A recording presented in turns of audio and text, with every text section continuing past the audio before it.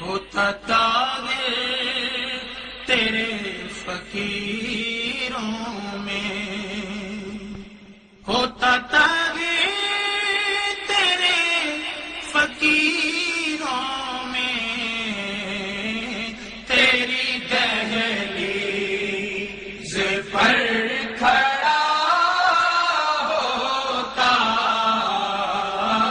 तेरी दहलीज़ पर खड़ा होता,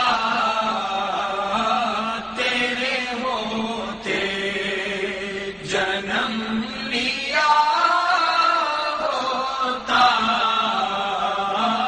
फिर कभी तो तुझे ढीला होता, तेरे होते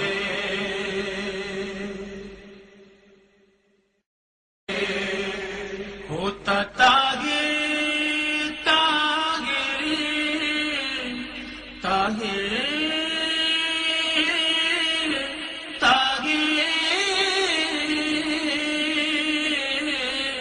होता तागे तेरे फकीरों में, होता तागे तेरे फकीरों में, तेरी दहलीज़ पर खड़ा होता, तेरी दहलीज़ पर खड़ा होता, तेरे होते जन्म लिया।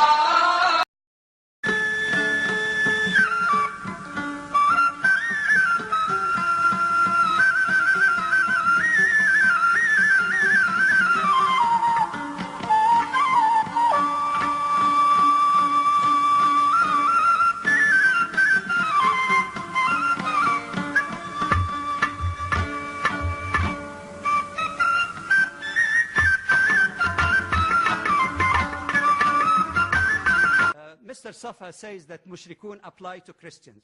I'm willing to pay $1 million if he shows me a single verse in the Quran if Jews or Christians were called with the epithet mushrikun.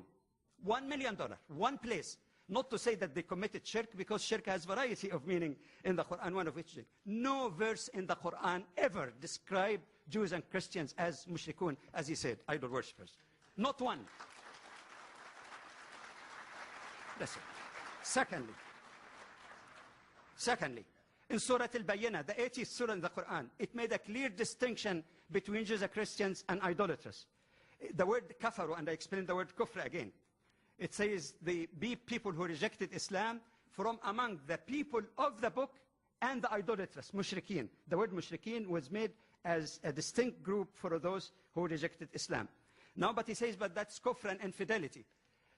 The term infidelity does not have the equivalent in the Quran when it speaks about Jews and Christians. And you have $1 million there too.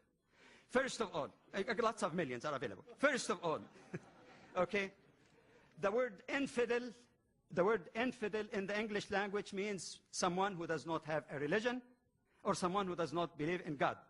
Go to chapter 29, verse 46 of the Quran, and it says that Jews and Christians and Muslims worship the same God. Ilahuna wa ilahukum wahid. Here is the Quran say they are believers in God. But the word kufr, again, Mr. Safa gave only one meaning. You need some more depth of understanding of the variety of things. I mentioned that earlier, about the usage of the language. Kufr has variety of meaning in the Quran. One is positive kufr. Positive kufr, that is rejection, to reject something. And it could be positive kufr, and there are verses in the Quran that says there is good kufr. It says anyone who commit kufr or reject Satan and believe in God, he is holding the tightrope of God. So there is positive kufr. It has variety of meaning. It has a neutral meaning. In the Quran, it describes the farmers who put the seed in the ground, that they are committing kufr. You know why? Because etymologically, the origin of the term kufr is to cover up. So that's a neutral meaning. A farmer covering up the seed in the ground. But even in the negative sense, it's used in a variety of ways. And many of the verses that you quoted about Christian, in fact, would fall in that category. Being ungrateful. You could be a believer, but ungrateful. It describes Muslims who have the resources and don't go for Hajj as kafirs. وَمَنْ كَفَرَ. But it doesn't mean they're not Muslims. Ungrateful to Allah. In other words, those who worship other than Allah, even though they believe in God in some way or the other, but they're not grateful to God who created everything, including all of his prophets. That is a theological statement of truth that we find parallel also in the scriptures and that. So it means that. But even if you use it in a more negative sense, there is variety of meaning. It could refer to someone who rejects God altogether, like the people of Noah and Abraham, after evidence has been presented to them.